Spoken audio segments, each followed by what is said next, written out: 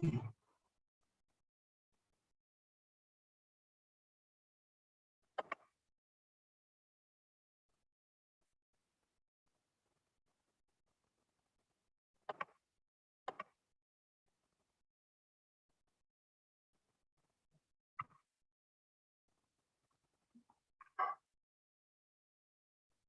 live. Hello, everyone, and welcome to yet another episode of Meet the HR here only on ProTalks, an initiative by Unacademy. This is episode 3. And today we have with us Mr. Samrudh Jagadeesh, who's currently working as University Recruitment Lead at Cisco. So he's here with us to discuss a few important topics on HR. So please stay tuned. Hi. Hi, Samrudh. Can we have you? Hey, hi Rishabh, and hi everyone who's watching this video live. Hey Samrudh, how are you doing? Welcome to the show.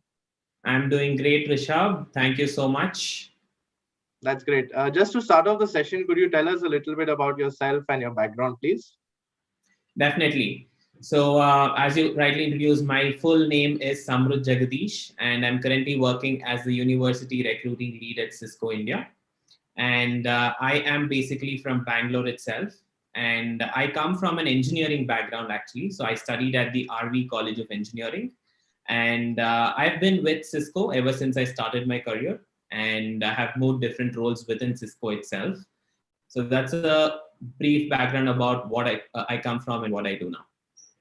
Great. So like you rightly mentioned that you've been a software engineer in the past. So I wanted to understand from you, how did this transition happen into going into HR, Sure. So I think when I actually moved from an IT or a technology based role into an HR space, that was actually pretty surprising for a lot of them. And I got this question just like you did from a lot of people saying, oh my God, this early in career, you're moving from IT to HR, and my degree and whatever I had studied, etc., was all based on, basically I've done my bachelor's of engineering, right? So it was all based on technical stuff. So how come you're moving from a technical space to a non-technical space? So this was actually a pretty informed decision that I took after thinking about it for very, very long and talking to multiple people. So how all of this started was because though I was doing my engineering and stuff, we had enough opportunities to collaborate with different companies, and Cisco was one of them. And I used to partner with the university recruiting team at Cisco as a student in my college as their campus ambassador. And then I got into Cisco as an intern and then a full-time employee. And while I was doing my role in IT, which was basically to do with release management as an IT business analyst, I always used to partner with this team and take part in multiple initiatives in the HR space and things like that, because I always was interested, and my skill set and strengths always lied in all of these things. And the other thing that had happened while I was still in college was that I did an internship with an organization as a software development intern. Right. And that was to do with just coding, sitting with computers and developing and all of that. While I definitely liked doing that a lot, I loved coding. I used to participate in hackathons. I used to develop code and things like that. I always felt if I look at myself down the lane in a few years from now, I probably would not want to be sitting and interacting with computers, but I would actually want to sit and do that with people, right? And I just had this in mind that I want to end up in a people-oriented job more than a machine-oriented job. And luckily, when I got into Cisco, I got in as a business analyst, which had a good balance of technical stuff and people, both of it. And gradually, and luckily for me, there was a very good opportunity that opened up in the university recruiting space. And being very fortunate, and the kind of movement across different organizations that happens in our company, I was allowed to move into this role, not based on my degree, but based on my skill set, right? And like I already told you that I've always been interested in people and project management and things like that. I thought, okay, this will be a right thing to do. Spoke to multiple people, got feedback from my managers, my to-be manager and who's my current manager, etc. And then finally decided that I want to move into this space. And after moving in, of course, there was a lot to learn.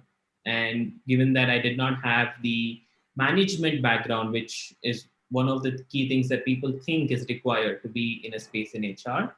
I actually started learning about it through my own work, right? And after that, there's been some very good opportunities that I've got, very good learning that happened. And that's how my transition from IT into HR happened. Right. Yeah, that's wonderful to know about your journey. But just following up on my previous question, I wanted to understand like how you have been a software engineer and now have got into HR. Does anyone who's getting into HR really need a formal degree when it comes to HR so that they can enter the field, or they can just come from any diverse background? Okay, so I think this probably would be an answer that would be twofold, right? One, Yeah. if you're in the right company that actually looks at skill set more than a degree, then the answer is no, you don't need a formal degree, but you have the required skill set, then you can definitely look at moving into HR. But at the same time, I think as an industry or as a country, we are still moving towards that, right? And of course, I know through the talk today, we will also discuss a little about how we are moving away from degrees and looking at skills more than that. Yeah. So in such scenarios where the company and the organization is supportive of that, definitely you don't need a formal degree, and a lot of learning is going to happen as you do your work, right? Yeah. And the only thing that you should show is that you have the required skills and the ability to learn once you get into a role like this, which will help you transition into, say, an HR role more than something else that I was doing. Because I did an engineering degree, I don't have to stick to it and do that forever, right? Suppose while doing my engineering degree, the things that I always used to do, the electives that I always used to take was all management oriented or Yeah. some HR oriented stuff. And today I know a lot of colleges and universities offer this global and open electives, right? Even if you're studying, say, in a computer science and engineering department, they will give you subjects from their management school. They will give you subjects from, say, another management oriented degree that they have. So you can Yeah. take all of those and start learning that. Though your degree will majorly be called as an engineering degree, but you have that kind of a skill set that you would need to take up a role like this. Absolutely. Now, Samrudh, please take me through your roles and responsibilities at Cisco. What does a day in your life usually look like at Cisco? Okay, so things have changed a lot with COVID. So to answer the question of how a day looks like, it was very different before COVID, and now after COVID, it's been very different. But in general, if I have to tell you what our team does, which is the university recruiting team at Cisco, we are basically responsible for getting the top early in career talent into Cisco.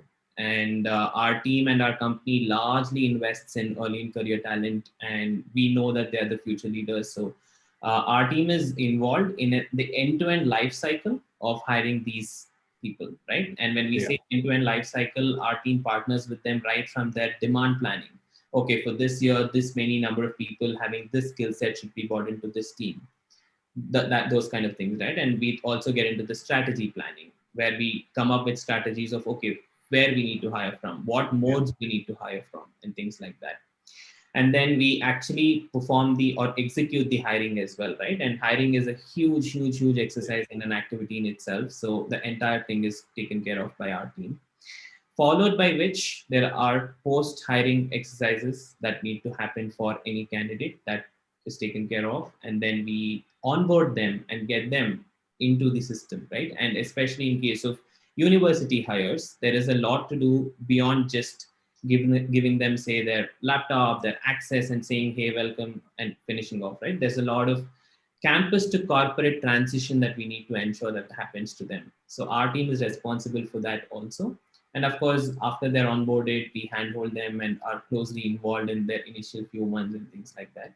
So this is one major life cycle part which our team takes care of. And at the same time, there are a lot of programs that the company runs and invests in and wants to build on.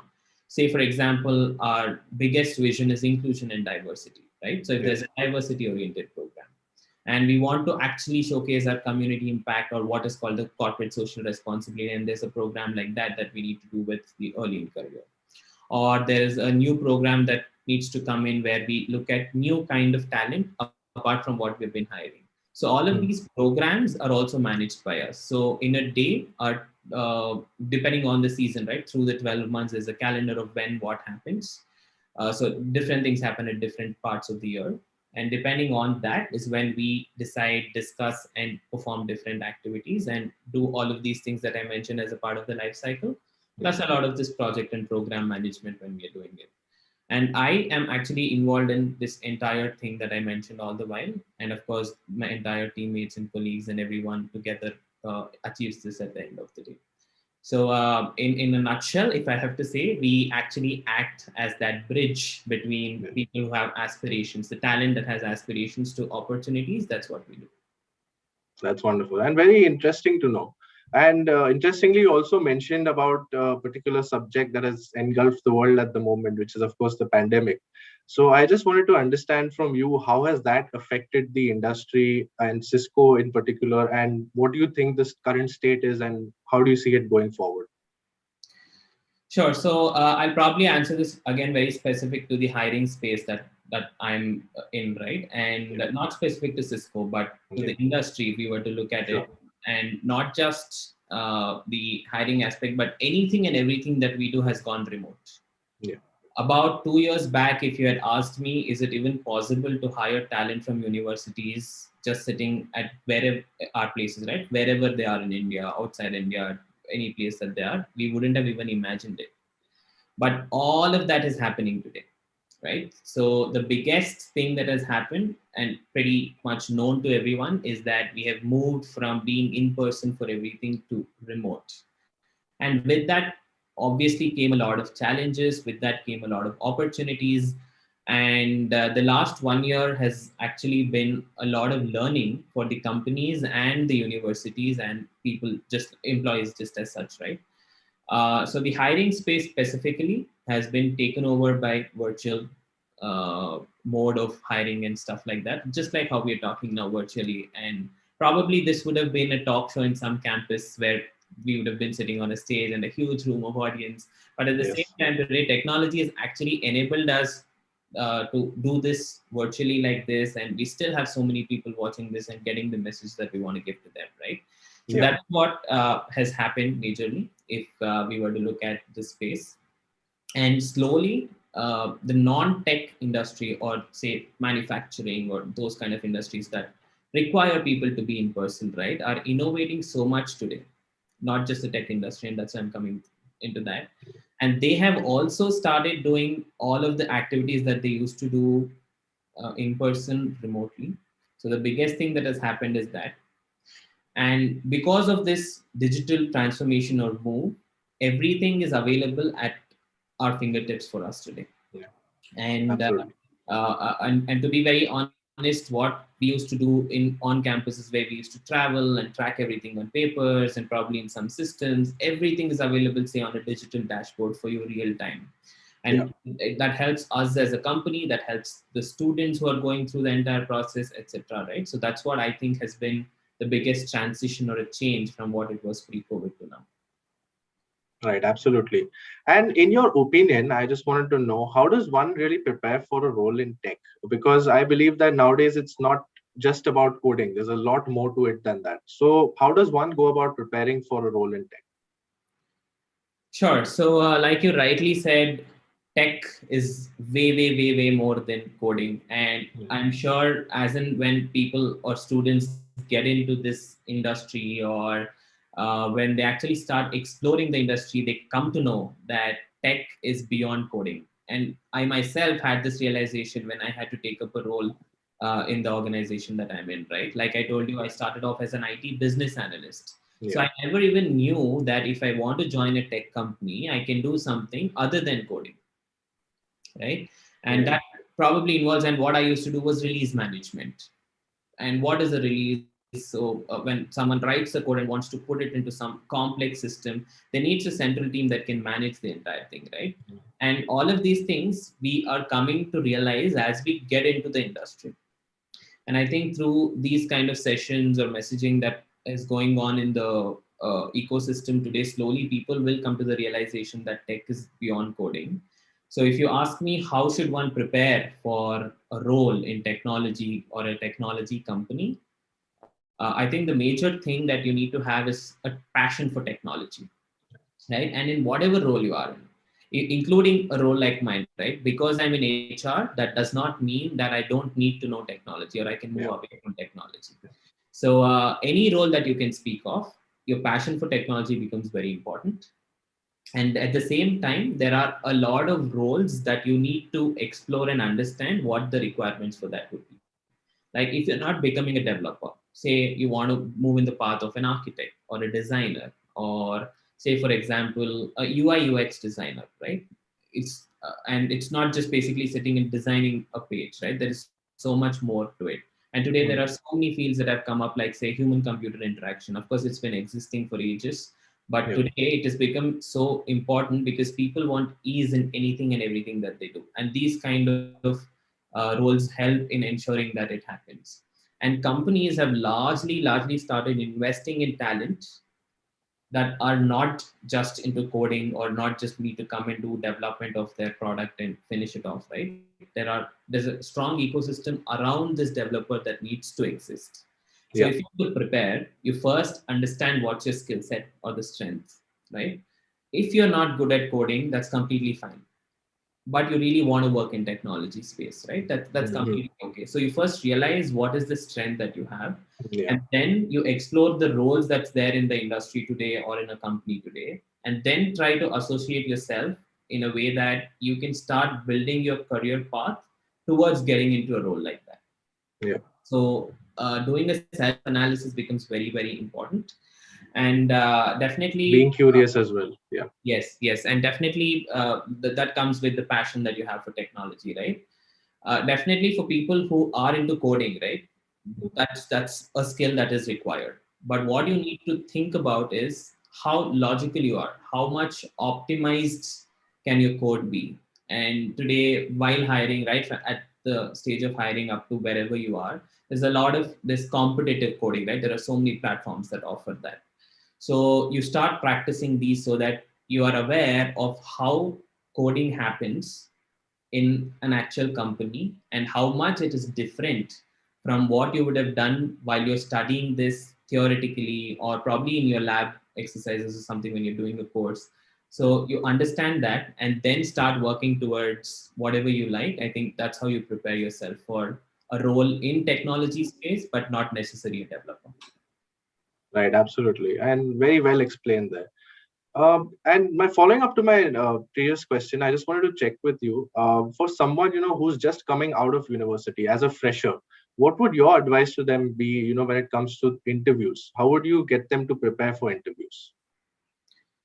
Sure. So when we're talking about university talent, right, or any early in career talent or freshers, the company completely understands that you do not have work experience or probably you've not had a corporate level exposure and things like that. So keep that in your mind first. So you don't have to panic or think, okay, I have to appear for an interview. I need to know A, I need to know B, I need to know C. The company will expect this from me, that from me. That's not going to happen, right? And this is something that we have heard from so many students that we talk to, that I'm very nervous now during the interview. I'm not able to answer. I know this, but I don't know how to answer and these kind of things. So the first message I actually want to give to these students is stay calm, composed, whenever that is, right? That's one of the top tip that you might have heard of from multiple people already, but we will continue to reiterate and tell you that that's one thing that you need to do. Yeah. And second, whatever course that you've done, right? Say bachelor's of engineering, BSc, BCA, anything, right? When you're applying as a fresher, be strong in your fundamentals of that specific course. Yeah. And if you're able to showcase that during the interviews, that's how the interviewer knows that you can do a good job, whatever is given to you, right? Right. And maybe you are not in a position to talk about, I implemented a large scale project where I was the only developer, I did web development, I did full stack development. We understand that probably the current college ecosystem has not enabled that for you. But with whatever is available to you, what is it that you've done? So if you're able to showcase that, that's definitely something that will help you crack interviews very well, and definitely a top tip that you should keep in mind. Now, apart from that, during an interview, what are the things that any interviewer would want to look at, right? of course, this can be three-dimensional. Yeah. One is one first and the foremost, and this applies not just to a fresher or a university level talent, but for anyone, is your attitude, right? Overall, how much you're able to show that you have the right attitude for the role that you're being offered. That's one. If you look at the second dimension to it, with the attitude, you also need the right amount of aptitude. And when I say aptitude, that not necessarily means that you know everything required for the job that you're being hired for. Obviously, you're going to learn that with time. And when you're a fresher, you're not expected to come and the next day go into a meeting with some CEO and present some product. That's not expected out of you, right? So, but do you have the aptitude required to take up a role like that? And once you showcase this, the third and the important thing is your overall skill set in terms of how you will be successful in a role that you're looking at. So if you have these three things, that is definitely something that would be sufficient for an interviewer to feel that you are a good fit for the role. And just to touch upon a little more about the aptitude part, that is probably where you showcase that you know whatever you've studied as a part of your course very well. Any projects that you've done, you're able to explain that very well. And you have done things beyond your classroom, and that is extremely important. And I can't stress enough on this. When any interviewer comes and looks at your CV or during your interview you're interacting, if you just have done say two projects, both of that were associated with a subject in your field of study, or if you've just done one course which was associated with your field of study, and you've said that okay, when I was in high school I had taken up the role of a captain or a head boy, and when I was in my college I used to do art, performing art, something like that, that's not sufficient, right? You're not showcasing. And that is something that everyone in the industry today or everyone in the ecosystem today has. So what is it that you have done different, unique, or have you at least shown the caliber and passion to do and try something different? If you have that, you've actually cracked it at that moment. So keep that in mind and start doing things beyond your classroom and whatever is just there as a part of your course.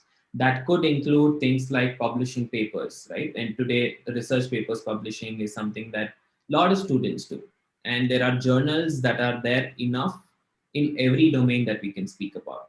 So think about how you can start publishing papers in some new thing that you are thinking of, or maybe just do a research of something that's existing in the domain that you're talking about today, and how you can change it tomorrow, or what is some of the recommendations that you would give to change it tomorrow. All of this can just become a paper, right?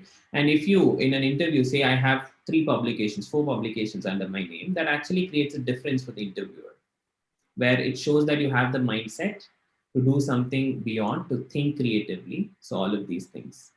And the last tip probably I would touch upon specific to the interviews is that your resume that you have, be thorough with it, because that's just speaking about you, right? And if you have done something, put it on there.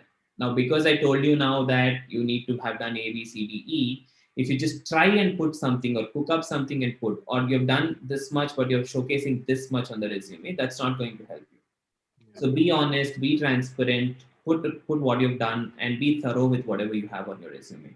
So these are probably some of the interview tips that I would give. And if I can just take about 30 seconds more, very specific to the virtual environment that we are in today. This is again something that we've been telling students for the last 1 year, that don't panic because it's a virtual interview. Because we obviously know that the human connections and when you're in person, things can be very different, and you might feel more comfortable, and now you're worried, okay, what will happen to my internet? Whether what I'm telling is I'm able to comprehend it properly, whether the other person is understanding it right or not. So these are things that all of us as the human the human as humans are going through, right? And if you as an interviewee is going through that, as an interviewer or a company, we understand that, right? So because it's virtual, don't think that it's any different from an in-person interview, and just prepare like how you would for an actual in-person interview itself.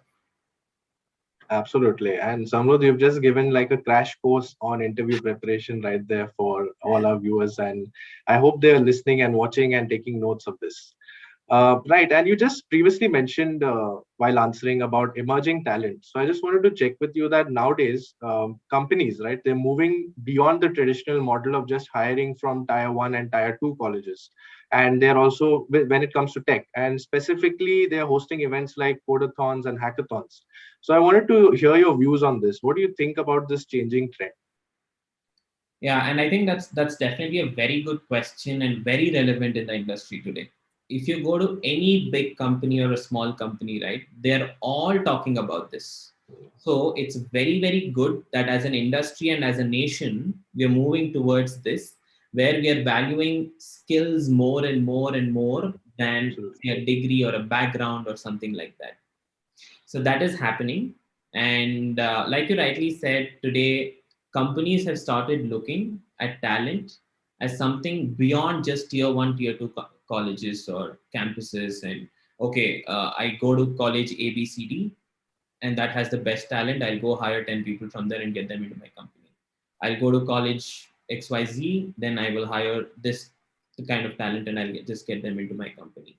So this was the traditional way of thinking and hiring talent and is almost going away in the industry today. You look at any company and for the viewers, if they just go and Google this out, right, about how this change is happening, they will see so many companies where they're doing things beyond just hiring from say a specific target campus or a specific talent pool. And more and more increasingly what's happening is the hackathons or the ideathons and these open hiring concepts are coming into the industry.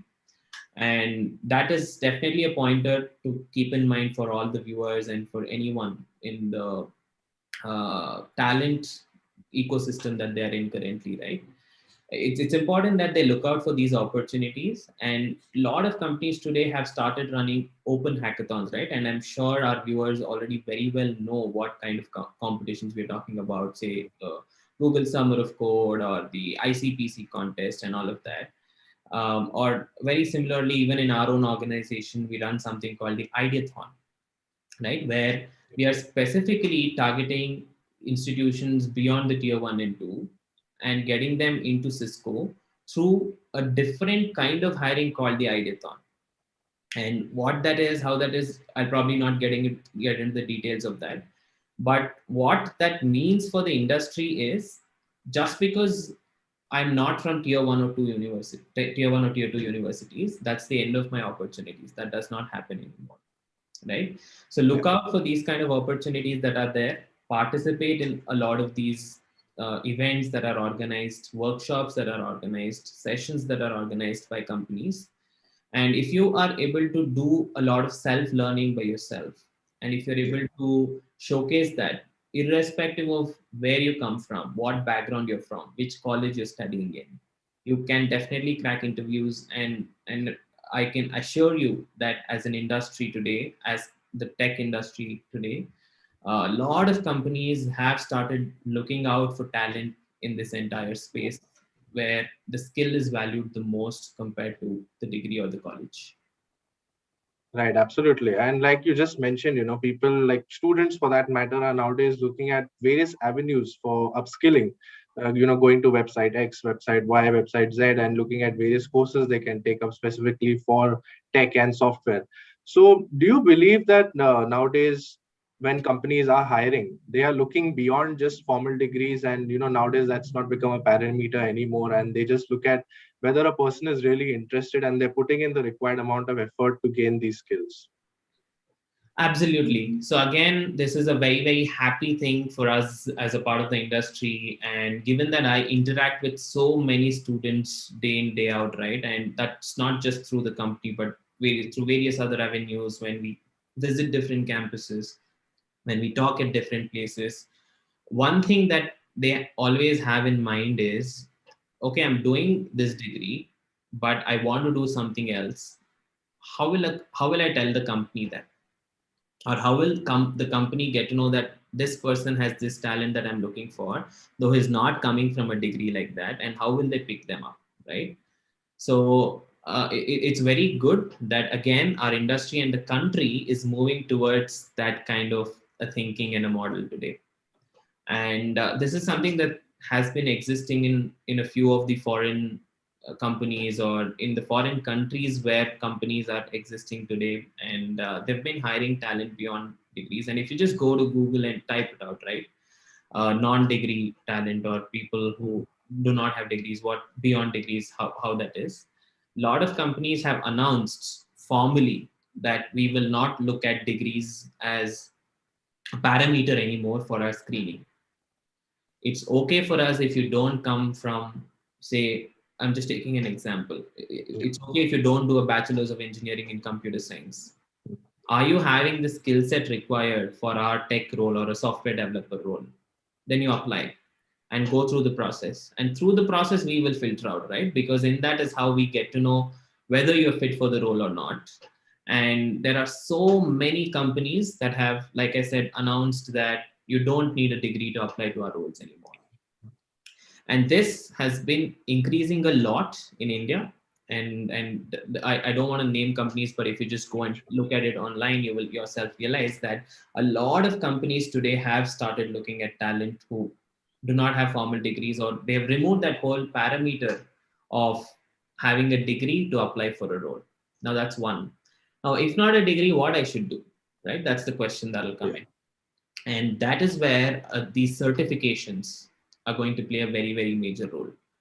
A lot of companies today say AWS certification or Microsoft Azure certification or IBM's own certifications, and they have the whole concept of something called new collar talent that they're looking at, right? So if you look at all of these, they are looking at talent who have been certified and tried and tested that, okay, this person has a skill set A, skill set B, skill set C. So for your role as a recruiter, if you were to look at it, if you need skill set A, B, C, for me, it does not matter whether you have done some degree A, B, C, D, E, but you have the skill set A, B, C, D.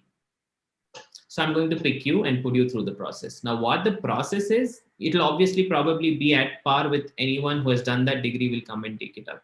But do you have it in you to showcase that you also have the same skill set, though you don't have that degree, is what will be tested through the process. The process could be, say, an online coding assessment. The process could be an interview. The process could be where you go and give a business pitch. That is completely different and dependent on the role.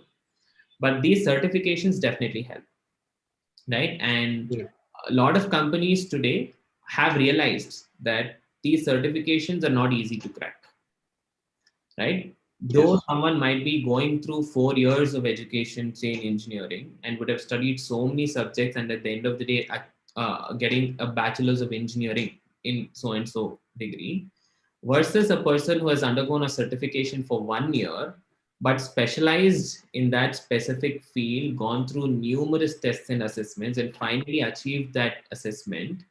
Any day, if I'm looking at a specialized role, this person who has done that 1 year of certification and has gone through the examinations would be a better fit for me than a general degree holder. Now, I'm not saying that degrees are of no use, or I'm not saying that degrees will go out of fashion anytime soon, right? So that is going to stay. So this should not be taken as a motivation for everyone to quit engineering and go and do something else, right? It's going to be a hybrid model, probably. Correct. Yeah. So it's not going to be the other one only or something like that. But for someone, and this probably was more to do with inclusion and things like that, right? If someone, due to any reason, right, be it a time constraint or a financial constraint or personal constraints, was not able to do a degree, the company does not want to stop them from getting an opportunity because they did not do a degree. They're looking at them through that lens. So the message for everyone is that definitely, yes, as a country, we are moving towards non-degree based talent or beyond degrees talent.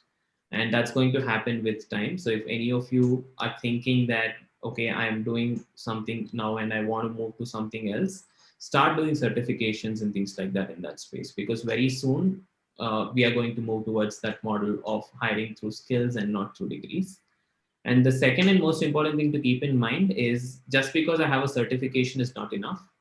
During my interviews or the process, I should be able to show that I have that skill. And for that, you need hands-on experience and learning. Now, suppose I've done a certification in Python is not sufficient. I can put probably 100 certificates under my name. But if you ask me to write a piece of code, I'm not able to do it. That's not going to help. So as you're doing the certifications, ensure that you're doing hands-on learning and get that experience as well. So that's what I would say. Right, great. And it's wonderful to see that the country is moving in this direction. Now, coming to another subject, which is regarding the government's initiative of the apprenticeship program for the IT industry. I wanted to get your views on this. What could you tell us a little bit about this? Sure. So when you look at hiring employees in any organizations, right, you can obviously categorize them into different ways, right? Which could be a full-time employee, a part-time or a contract-based employee, an intern who comes and does an internship for a small period of time and goes, or a university talent and things like that. So very similarly, apprentices is another category of talent that the industry is looking at. And this is something that very closely ties with the government's initiative to increase employability, to help build skills and things like that. And the apprenticeship is something that has been existing for many years in our country. Okay.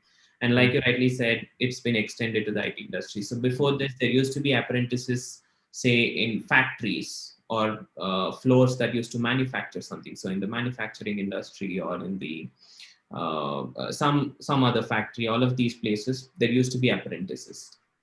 And with time, the government has now realized that apprentices are people who can actually work not just in these areas, but even in the tech industry. So recently, a few years ago, the government of India expanded this to the IT industry also, and said that the companies that we have in India should start getting apprentices in and should do apprenticeship programs at their respective campuses or organizations. Now, what apprenticeship is, how is it different from anything else that the industry is doing or the different categories of employees? So, apprenticeship's main vision or aim is to train you and make you employable. As someone would have done a degree for 4 years, say engineering degree, or 3 years of BSc degree, or a diploma for 3 years, and they've finished their degree, right? Now, what after that? And we know the statistics, and I don't want to get into that again, but you have it right in front of us when we just tried out that how many people are actually employable, how many people are actually getting jobs after graduating. So this gap that exists today in the nation is what apprenticeship helps to bridge. And how that happens is through this apprenticeship program. All of these people who we call as apprentices or trainees are gotten into a company and are trained. And currently, it is a training of 12 months. The apprenticeship program is for 12 months, where they need to undergo two types of training. One is classroom training, because obviously, as companies, we understand that the degrees or the colleges that they go to might not have taught everything relevant and required for an industry. And for that, the classroom training required would be something that will be given to them. Plus, the on the job training that is there is the most important thing that the people need to make use of in this kind of an apprenticeship training. So their entire 12 months is going to get planned in such a way that they do a little bit of classroom training, and then they actually go on the job and maybe shadow someone who's actually doing that role. Like if I were to call, say, a software engineer apprentice, so you go and shadow someone who's actually doing software development, and you probably get to do some parts of the work that they're doing. You're not given a project, you're not given a day-to-day responsibility, but you're given some amount of tasks or assignments or projects such that you learn the job. So at the end of 12 months, what would have happened is, one, obviously the corporate exposure they would have got. Two, they would have understood how a company works. Three, they would have gotten so much of skills which is required for them to be ready and employed by any organization. They're job ready. So after your graduation, don't think that if you don't have an opportunity to join some company as a full-time employee, that's the end of it. This apprenticeship program is what helps you to bridge that gap and get ready to get an employment, because obviously due to multiple reasons, maybe you wouldn't have landed a job immediately after your graduation. And in fact, if the viewers or anyone who's interested in this program goes into the required websites and portals from our MHRD or the government of India, they will see that the apprenticeship program is open to people who have graduated up to 3 years before the current running year. So if I have to hire an apprentice in 21, I can go all the way up to 3 years before as per the act. So these kind of opportunities are open to everyone who has not landed a full-time employment.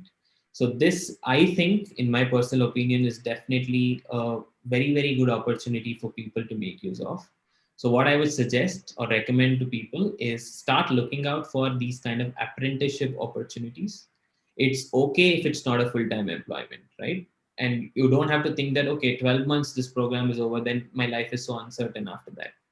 So don't think about it from that aspect. At the end of 12 months, what you would have become compared to what you are today is what will talk for itself.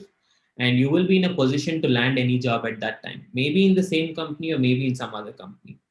So the apprenticeship program is a specialized training program, blending in the whole on the job or the practical training and the classroom training, and ensuring that the youth of today are employable. So that's what this program is about. Right. And at the end of the day, it's a wonderful initiative by the government, and it's ensuring that, things happen in a great way for all the students out there, or for the IT industry specifically. Right.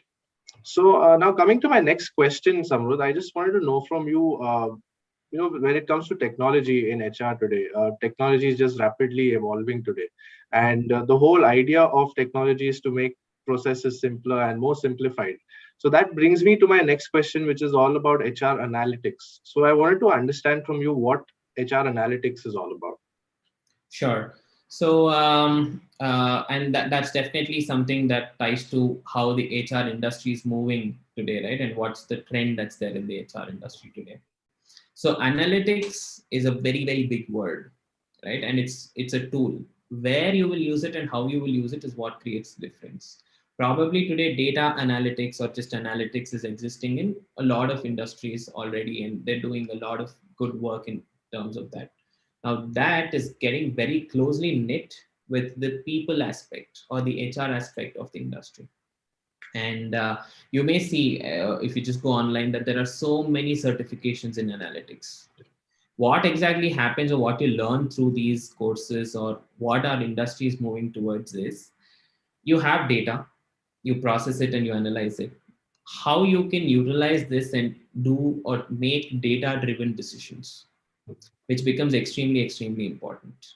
And especially over the last 1.5 years, with everything being digital, everything being available to you online, and there's enough data for you available, there's a lot of analysis, probably at various levels, that are being done, which can help in shaping the future of HR.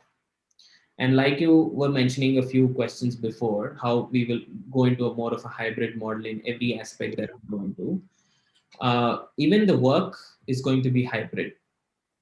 Our industry has accepted, and all of us have accepted, that we will not go back to the pre-COVID era where we used to go to offices every single day, or the whole workforce management happens in a different manner in person. That's not going to be the case anymore.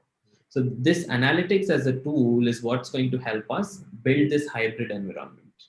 Now you run a survey for your employees, right? And you get the data out of it and you create some charts and say this much percentage is telling us that we should do this much percentage is saying we should do this. So that's actually probably the foundation or the base or at the very minimalistic level of analytics that we're talking about. And when you look at the bigger picture of analytics, that's where this is going to help us, like I said, in making data driven decisions. And with every industry out there being getting into the mode of artificial intelligence or having things which help technology drive a lot of these things, that's going to happen with time. And there are companies that have, say, chatbots. Someone comes in and puts in some query there. Can you perform a sentimental analysis on this and do something with it? Or can you have the chatbot respond in a specific way? And all of this in the HR space. That's what we're looking at. So that's what I would say is the HR analytics specifically. Right. Thanks for explaining that, and it is truly the buzzword today, and a lot of people are talking about it. So Samrudh, we're almost coming to the end of this live session. I just wanted to understand from you. It's been a great journey so far. Like you mentioned, you've been with Cisco for the longest time now. What do you see yourself doing in the next 5 years? I know this is a very HR-like question that I'm asking you, but I just wanted to know from you, what are your future plans?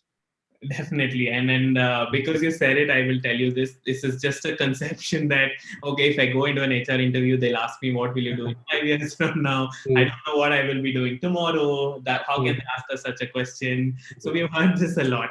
But that's not how exactly an HR interview happens, right?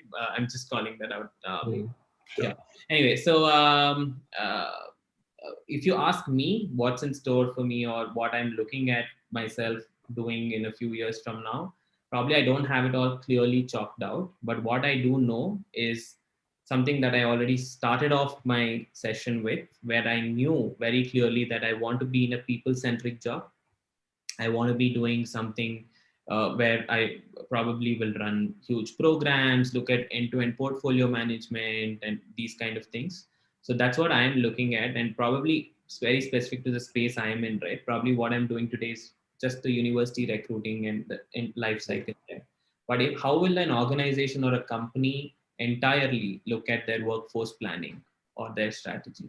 That's one part of it, and at the same time probably moving towards large programs and project implementation or the project management or program management. That's just a very tiny word but has so much meaning.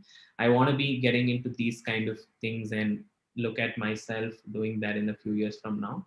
But I would definitely probably come back and let you and all the viewers know after a few years from now about how much I've been Mhm. able to achieve it and what I'm doing. And it's completely okay, I feel, for us to figure out what I will do next from time to time rather than having all of it chalked out. For example, if you ask me 5 years back whether I will be doing a role like I am doing today, the answer is definitely no. I wouldn't have even imagined it. It's somehow that the opportunities created got me into here. So I am very, very excited and waiting to see what's there in front of me. It's a huge runway. And I have done this switch into HR very early in my career. So I want to see how the runway looks like and what is in store for me. Yeah.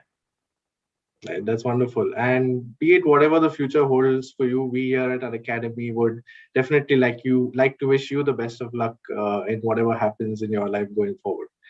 Thank So Samrudh, just before closing this session and before we get into the next segment, which is the live questions from the audience, I would like you to share one piece of advice for those professionals who want to become HRs in the future. What is that one message that you would like to share with them? Sure. I think actually, if there is someone who's deciding to get into HR now, you're definitely at a very good and the right juncture. Okay. Because now is when HR is reshaping itself, the entire HR industry. Yeah. And healthcare. So if there is someone who's wanting to get into HR, one thing, like I already said at the beginning, don't sideline technology, because any company that you get into, even if it's a non-technology product based company, you will still need to know and learn technology because we're getting into the hybrid model of doing everything. That's one. So don't sideline technology. Second, obviously, for getting into HR or being successful in an HR space, you need to be very people centric, people loving, and you need to understand People oriented. perspective and all of those, right? So you definitely need all of those. So uphold those values constantly. And one thing I would say is start thinking of the bigger picture always. Think from an organization's perspective, which for someone who's early in career in HR, generally is something they will learn with time. So if you can showcase that very early, that's how that would define as a success metric for you. That, okay, you're able to think big, you're able to think from an organization's perspective, Yeah. and that's what creates a difference. So these are just couple of pointers that I would say. And apart from that, of course, all the generic and common ones is something that anyone who wants to get into HR, they would know already. So they should continue to do that. In addition to that, these are a couple of things I would say. Right. So thanks for those wonderful words, Samrudh. Now I'm just going to see if we have some live questions from the audience, and we have a few minutes with us, so I'm just going to check. All right. Sure, definitely. All right. So we have a question from Prashasti Srivastava, who says, Hi, Samrudh. Could you please share the scope for MTechs from Tier 1, Tier 2 colleges in the industry as well? Sure. Hi, Prashasti. Thanks for the question. So, MTech or the master's degree is definitely very similar to what I was talking about, the specialized certifications that you would be doing. So, depending on what MTech that you have done or what specialization you have done in your MTech, your opportunities that are open to you are enormous, right? And like I said, and like Rishabh was also mentioning, it's not going to be that, okay, if we move towards the certification or the non-degree based model, the degrees will go out of fashion. So if there is someone who's doing a degree from a tier 1 or a tier 2 university, that's definitely very, very good. The scope is going to continue. Our organization or a lot of organizations out there, right? And when we typically talk about tier 1 institutions and MTech, what comes to our mind? Probably say IISc or the IITs and all of that. And these are universities that have made their mark at a global level. These are all universities that are there in the top 100, top 200, top 300 colleges across the globe. So the companies will never sideline this or not ignore this fact. And we understand that the kind and quality of education, the kind of research opportunities that are created in these tier 1 2 universities are very, very good. So if there is an opportunity for someone to do these degrees, definitely go ahead and do it. The industry will value this talent, and you will be probably gotten into the company or the job at probably a higher level or at a more responsible or someone equivalent to 3 4 years of experience kind of a role if you've done it from any of these institutions in a few companies at least, I would say. So definitely continue to do it. Right. Thanks, Samrudh, for that answer. And I hope, Prashasti, that has answered your question. Thanks a lot for your question. There's another question from Krutika Mane who says, Sir, does gap between education and CGPA affect the hiring process? If yes, how do you overcome this? If my understanding is correct, gap in education is a different question and CGPA is a different question, I hope. So yeah, I'm guessing that's what she's referring to. I will answer it as two different parts. Yeah. Gap in education is completely okay. And I know that a lot of companies, when they come for hiring, say that you should not have backlogs or arrears and things like that. And that is probably more to do with the way our policies are structured. It's not that we don't want to give opportunities to those people, but more because the policies don't allow. Suppose we want to hire a person and they need to get onboarded. There are policies that are there from a government's perspective, from a company's perspective, where you need to give a degree certificate, for example, right? So if you have some active backlog there, you wouldn't have got a degree certificate. So you clear your backlog and then apply, that's completely fine with this. Or you have the confidence, you clear your backlog before you join in, all of that is fine. But when you're applying, so that's one, right? But if you've had any gap in education and you have enough reasons to back it, or if you utilize that gap for a good reason, we know that some people after BTech want to do an MTech from, say, a specific institution or want to do an MS in an institution abroad. So they would have taken a year gap and started preparing for it, say CAT, GMAT, or GATE or anything, right? And probably wouldn't have succeeded, because of which they would have taken another year after that and then started doing. And within that, they don't have anything else to say or do or showcase that I had done something like this, which is understandable to all of us in the industry. So, like I said, if you're able to justify the gap, that's all is required. Now, coming to the CGPA or the percentage aspect of it, that's just a filtering mechanism that exists today. And again, very similar to how we're looking at beyond degrees, CGPA is another criteria that's going away. When we are looking at skills over everything else, CGPA also is going away. And if you feel that, okay, I have a little lower GPA than what the company is expecting, very soon you will see changes coming in that space. But fortunately or unfortunately, why that exists today in the industry, and I'm talking about this from an HR perspective, is when we open up an application, there are, say, 10,000 people who apply to two positions that I have. And obviously, if I need to start filtering stage wise, I cannot put the entire 10,000 through an interview. It's logistically impossible. So we need to have some filtering mechanism. And one of it currently is the CGPA. But like I said, we will figure out as an industry and companies or organizations of how this GPA can go out and we can get in something else to recognize the talent. So that's going to happen. Right. Thanks for that, Samrudh. Thanks for answering that question. And thanks for your question, Kritika. Kritika has one more question, in fact, for you, Samrudh. This says, Sir, can you suggest any certifications for data scientists and machine learning which can add weightage during the interview? Okay, so this is just on the top of my mind, right? And I'm not certifying this or saying that this is it. I'm sure there might be so many of them out there in the industry.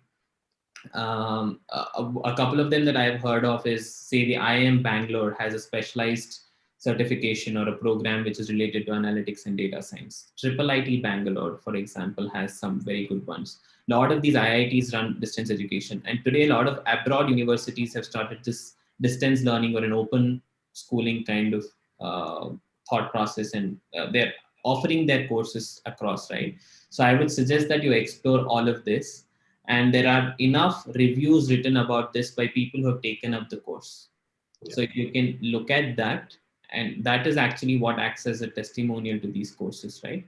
And there are a lot of institutions like, say, BITS Pilani, that offers a work integrated learning program. So you're working, and at the same time you're doing an MTech degree in data science or something like that.